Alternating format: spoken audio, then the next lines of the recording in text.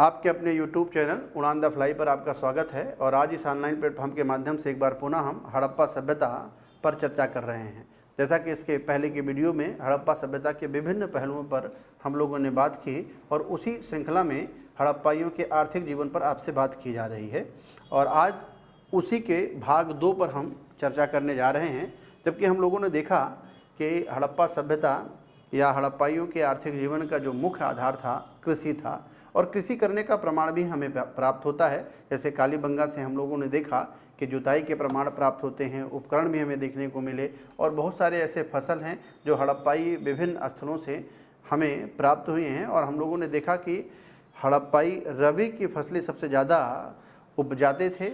और यही नहीं, हम लोगों ने यह भी देखा कि हड़प्पाई एक साथ 2 फसल भी उपजाने का कार्य करते थे। हड़प्पाई पशुपालन से भी परिचित थे और पशुपालन के संदर्भ में हम लोगों ने बात किया कि कुबड़ वाले बैल का सबसे अधिक महत्व था और इसके अलावा वो विभिन्न प्रकार के पशुओं को भी पालते थे।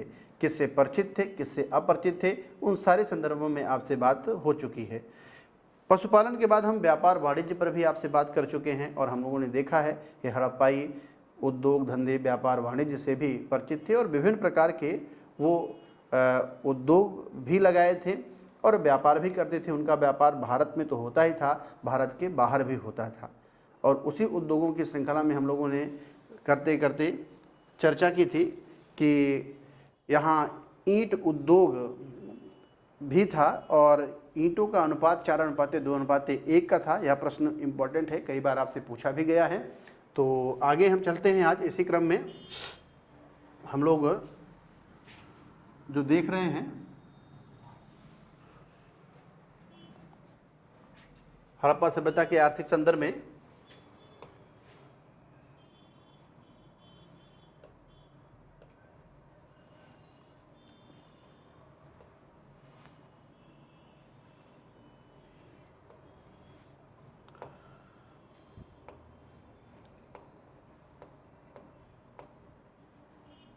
ये कुछ विशेष वस्तुओं को उत्पादन से संबंधित स्थान है या मिलान करने की दृष्टि से बहुत ही इम्पॉर्टेंट है। जैसे हम देख रहे हैं वस्त्र उद्योग। वस्त्र उद्योग मोहनजोदड़ो का सबसे ज़्यादा प्रसिद्ध था। तो जब भी वस्त्र उद्योग का मिलान करने के लिए आएगा तो हम मोहनजोदड़ो से उसका संबंध स्थापित करेंगे। इसी प्रकार से ताम्र उद्योग हड़प्पा से, हाथी दांत उद्योग लोथल से और कांसा उद्योग चन्हू दड़ों से। किससे? चन्हू दड़ों से हमें प्राप्त होता है। एक अच्छा मिलान करने वाला प्रश्न बन सकता है, तो हमें ध्यान रखना है और इम्पॉर्टेंट है। यूपीएससी जैसे परीक्षाओं में पूछा भी गया है। वस्त्र उद्योग मोहनजोदड़ो से, ताम्र उद्योग हड़प्पा से, हाथी दांत का उद्योग लोथल से और कांसा उद्योग चन्हू दड़ों से हमें प्राप्त होता है। यानी यह कहा जाए कि ये विशेष स्थल हैं जहाँ जो विशेष उद्योग के लिए प्रसिद्ध थे। तो एक इम्पॉर्टेंट हम लोग देख रहे हैं आगे, व्यापार एवं यातायात के साधनों की हम बात कर रहे हैं। हड़प्पाई जैसा कि आपको पता है कि व्यापार करते थे और व्यापार में यातायात के साधनों की विशेष ज़रूरत होती है। जब भी हम एक स्थान से दूसरे स्थान पर जब यात्रा करते हैं तो परिवहन की ज़रूरत पड़ती है और ऐसे परिवहन की जो व्यवस्था है हड़प्पा काल में भी विद्यमान थी। जो भी हमें पुरातात्विक साक्ष्य मिले हैं उनके आधार पर हम कह सकते हैं कि हड़प्पाई आंतरिक तथा बाह्य दोनों व्यापार करते थे। में उसके प्रमाण हैं, क्योंकि हड़प्पा सभ्यता में कोई भी ऐसी बात नहीं कही गई है जिसके प्रमाण ना प्राप्त होते हों। जैसे आप देखा जाए मेसोपोटामिया के अभिलेख कौन सा? सारगोन शासक का अभिलेख है, में 3 क्षेत्रों से व्यापार करने के प्रमाण प्राप्त हुए हैं, दिलमुन, मिलुआ और माकन। दिलमुन जिसके बारे में बात की जा रही है, यह प्रश्न बहुत ही इंपॉर्टेंट है। दिलमुन, मिलुआ और माकन के संदर्भ में जैसे कहा जाए, दिलमुन की पहचान वर्तमान बहरीन द्वीप से की गई है। ये बहरीन द्वीप के बारे में आप जान लें कि ये सिंधु सभ्यता और जो मेसोपोटामिया था उसके बीच मध्यस्थता का कार्य करता था।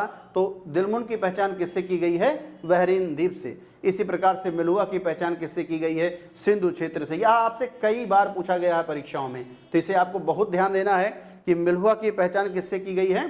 सिंधु सभ्यता से, और माकन की पहचान मकरान तट से की गई है। तो हमने बताया कि हड़प्पाई आंतरिक तथा बाह्य दोनों व्यापार करते थे और बाह्य व्यापार का यह अभिलेखीय प्रमाण है जिनमें सीधे सीधे कहा गया है कि यहाँ इन क्षेत्रों के साथ मेसोपोटामिया का व्यापारिक या व्यापार होता था, व्यापारिक संबंध थे और उनके अभिलेखों में दिनमुल मेलुहा माकन शब्द का उल्लेख किया गया है। विद्वानों ने इसका संबंध विभिन्न क्षेत्रों से स्थापित करने का प्रयास किया है। जैसे आप देख रहे हैं वर्तमान बहरीन, सिंधु क्षेत्र और मकरान। और हमारे लिए जो सबसे ज़्यादा इंपॉर्टेंट है, जो आपसे बार बार पूछा जाता है कि मेलुहा का संबंध स्थापित है, तो हमें जानना हड़प्पा सभ्यता से या सिंधु सभ्यता से।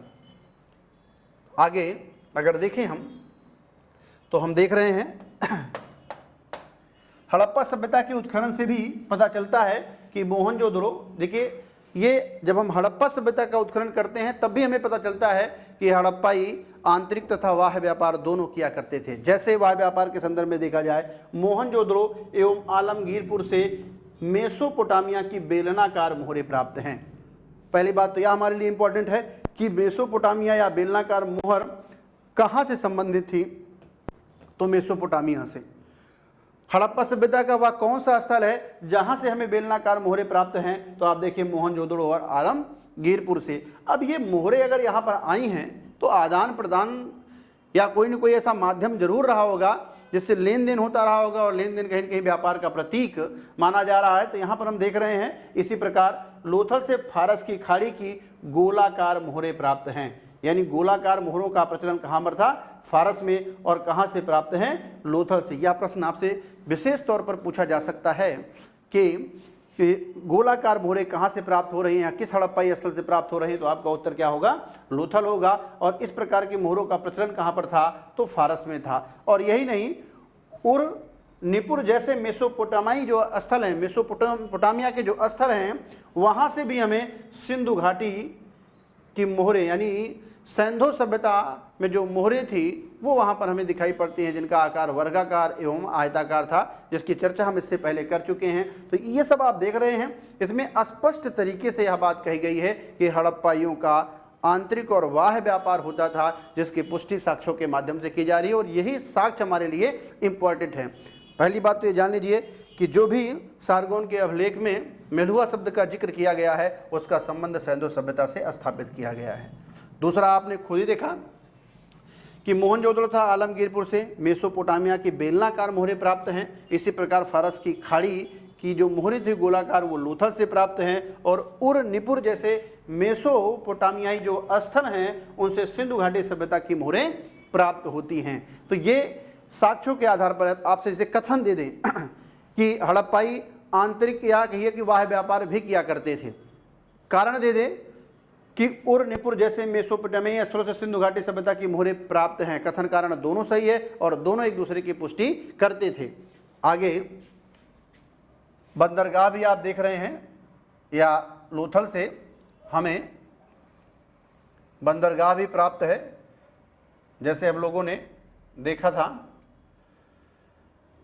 लोथल से हमें, लोथल एकमात्र महत्वपूर्ण स्थल है जहाँ से बंदरगाह प्राप्त होता है। और ये बंदरगाह इस बात का दर्शाता है कि कहीं न कहीं विभिन्न देशों से यहाँ पर जहाज आते थे और उन देशों के लिए यहाँ से जहाज जाते थे, यानी वस्तुओं का आयात और निर्यात निश्चित तौर पर होता था। और यहाँ हम ये भी देखेंगे आयात निर्यात के संदर्भ में कि हड़प्पाई का जो आयात और निर्यात है, जब इसका हम अध्ययन करते हैं तो हम देखते हैं जो व्यापारिक संतुलन है वो हड़प्पाइयों के पक्ष में था। किसके पक्ष में था, हड़प्पाइयों के पक्ष में था।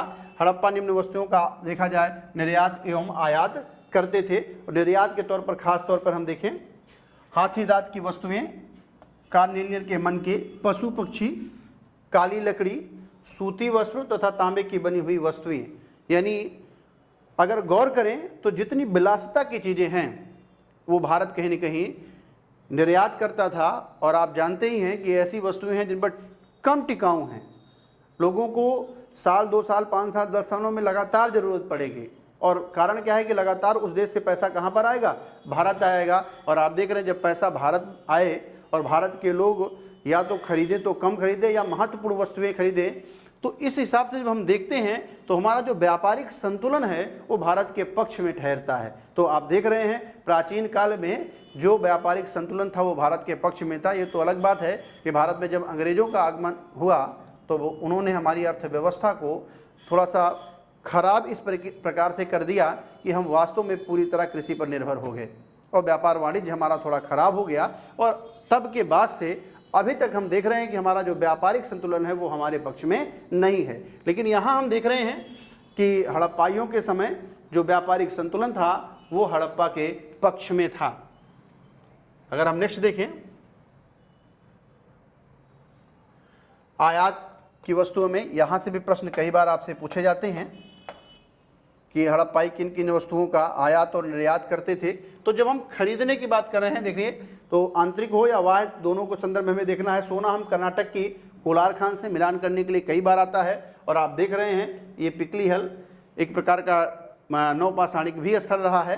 तो यहाँ ये कर्नाटक के क्षेत्र में और यहीं इसी परिसर के आसपास कोलार खान भी स्थित है और यहाँ से हम देख रहे हैं सोना प्राप्त करते थे हड़प्पाई लोग। चांदी ईरान और अफगानिस्तान से आती थी।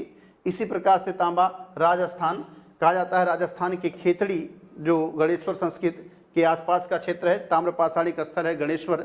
और आप देख रहे हैं यही नहीं, ओमान से भी तांबा प्राप्त होता है। जब कभी विकल्प में हो सकता है हमें खेतड़ी ना मिले तो हमें क्या विकल्प लगाना पड़ेगा, ओमान लगाना पड़ेगा। कभी हो सकता है चांदी ईरान ना मिले तो क्या लगाना पड़ेगा, अफगानिस्तान लगाना पड़ेगा। और इसी प्रकार हो सकता है सोना के लिए कर्नाटक बार बार पूछा जा रहा है, कहीं से पिकली हल दे दे तो हमें पिकली हल लगाना पड़ेगा।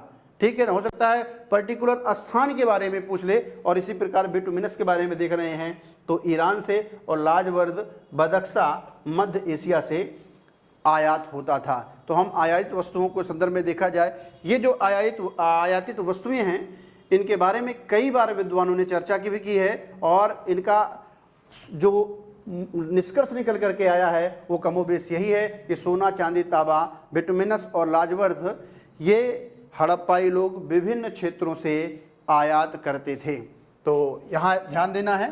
आगे हम चल रहे हैं और देख रहे हैं यातायात के साधनों की तरफ। हमने आपको बताया कि एक स्थान से दूसरे स्थान पर जाने के लिए कहीं न कहीं परिवहन की जरूरत पड़ती है और ऐसे परिवहन से हड़प्पाई परिचित थे, उनका वो प्रयोग भी करते थे। जैसे आप देख रहे हैं परिवहन के तौर पर हड़प्पाई स्थल एवं जल मार्ग दोनों का प्रयोग करते थे। कथन कारण के भी प्रश्न आ सकते हैं कि हड़प्पाई जलमार्ग से परिचित थे। कथन दे सकता है कारण लूथल से बंदरगाह प्राप्त होते हैं। कथन कारण दोनों सही हैं और दोनों एक दूसरे की पुष्टि करते हैं।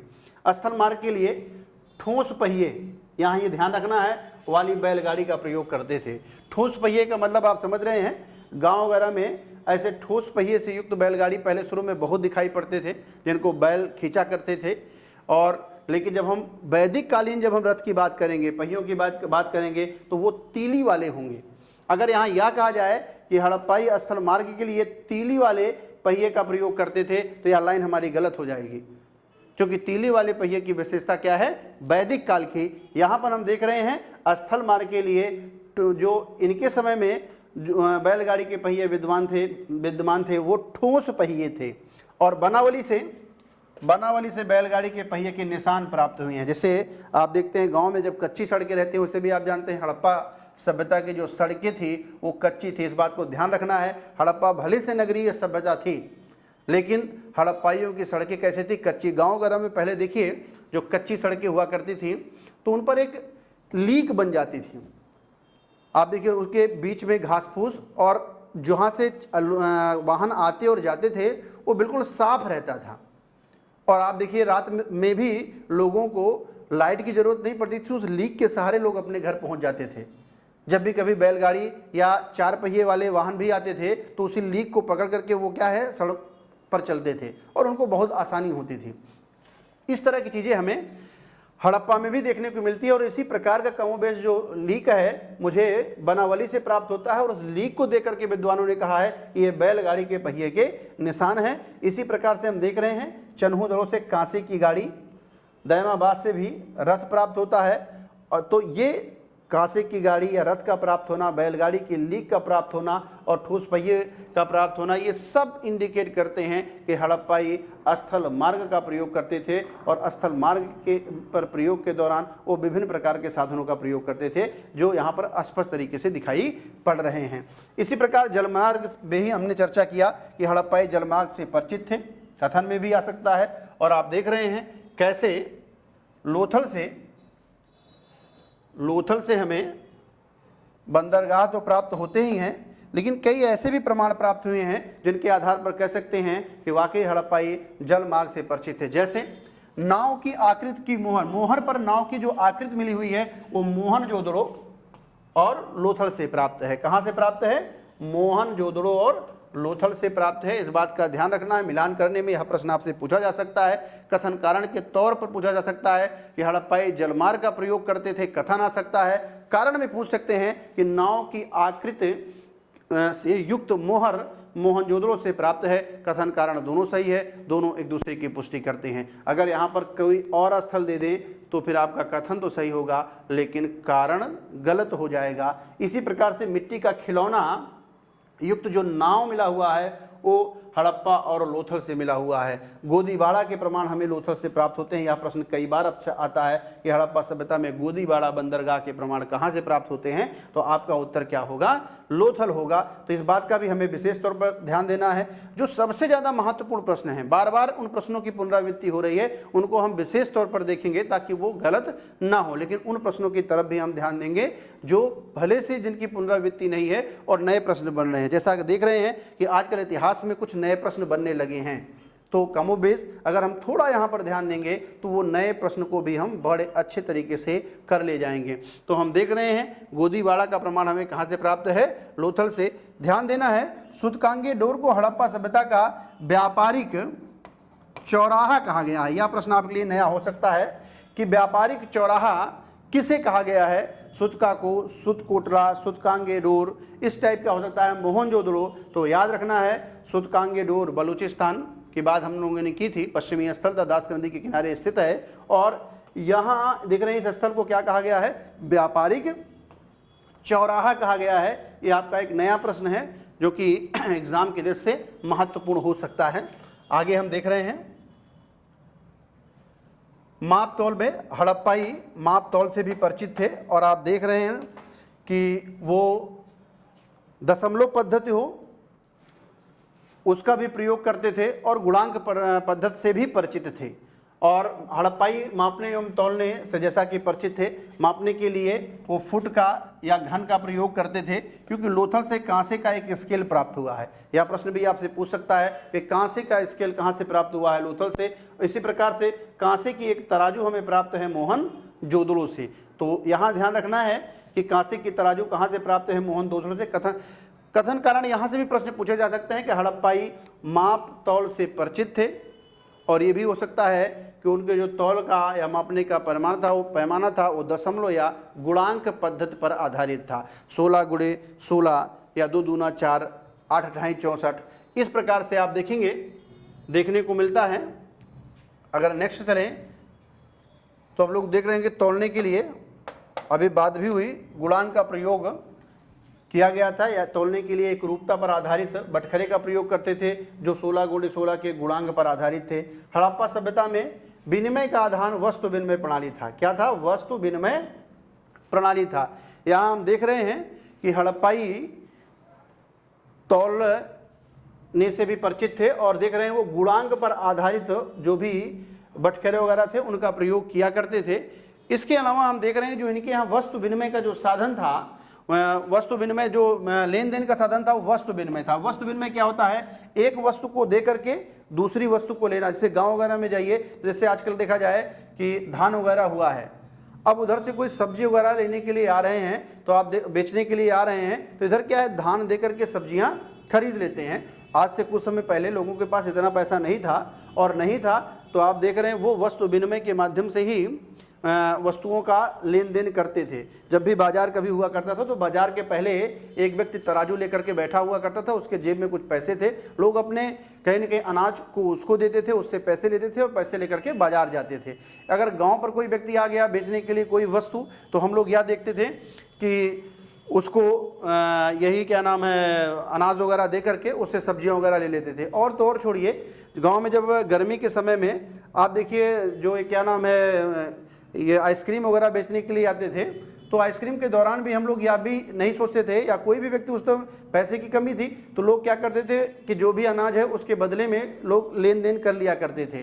तो इस प्रकार की पद्धति गांव में अक्सर देखने को मिलती थी। लेकिन खास बात यह है कि नगर में इस तरह की परंपराएं कम हैं, फिर भी हड़प्पा सभ्यता में वस्तु विनिमय प्रणाली विद्यमान थी। लेकिन वह जब कि कभी वस्तु विनिमय प्रणाली विद्यमान होती थी उसमें गतिशीलता की थोड़ी कमी होती है, लेकिन फिर भी अभी उत्खनन इतना बड़े पैमाने पर नहीं हुआ है, और जो अभी तक प्राप्त है उसके आधार पर विद्वानों ने यही कयास लगाया है कि हड़प्पा में वस्तु विनिमय प्रणाली विद्यमान थी। आगे देख रहे हैं लिपि। हड़प्पाई लिपि से परिचित थे, ये प्रश्न हमें ध्यान रखना है, लेकिन उनकी लिपि पढ़ी नहीं गई है। हड़प्पाई लिपि से परिचित थे लेकिन उनकी लिपि पढ़ी नहीं गई थी, और उनकी लिपि भाव चित्रात्मक थी। कैसी? भाव चित्रात्मक थी। जबकि उनके समकालीन हम देख रहे हैं मेसोपोटामिया में किलाक्षर लिपि विद्यमान थी और वह पढ़ ली गई है। अभी तक भर में हम देख रहे हैं जो मेसोपोटामिया के जो अक्षर हैं वो सबसे बड़ा अक्षर धौलावीरा से प्राप्त है, जिसे विद्वानों ने साइन बोर्ड की संज्ञा दी है, और जिसमें 10 अक्षर या 17 अक्षर कह लीजिए, कुछ किताबों में ऐसा मिलता है। सबसे बड़ा अक्षरों का समूह हमें प्राप्त होता है, और विद्वानों ने कहा ये और कुछ नहीं, साइन बोर्ड रहा होगा। क्या रहा होगा? साइन बोर्ड रहा होगा। तो हम लिपियों के बारे में भी कह सकते हैं। और एक चीज हमें ध्यान रखना है कि हड़प्पाइयों के लिपि से हमें हड़प्पा के बारे में कोई जानकारी प्राप्त नहीं होती है। क्यों नहीं प्राप्त होती है? क्योंकि वह लिपि अभी तक पढ़ी नहीं गई है, और जब पढ़ी नहीं गई है तो फिर हमारे किसी काम की नहीं है। लेकिन हम ये कह दें कि हड़प्पाई लिपि से अपरिचित थे, वह गलत हो जाएगा। तो इसे कथन पूछ ले कि हड़प्पाई लिपि से परिचित थे, और आपसे कारण पूछ लें कि उनके बारे में बहुत सारी जानकारियाँ कहा जाए कि उनके द्वारा लिखी गई लिपियों से प्राप्त होता है। तो आप देखेंगे कथन तो आपका सही हो जाएगा, लेकिन कारण क्या हो जाएगा?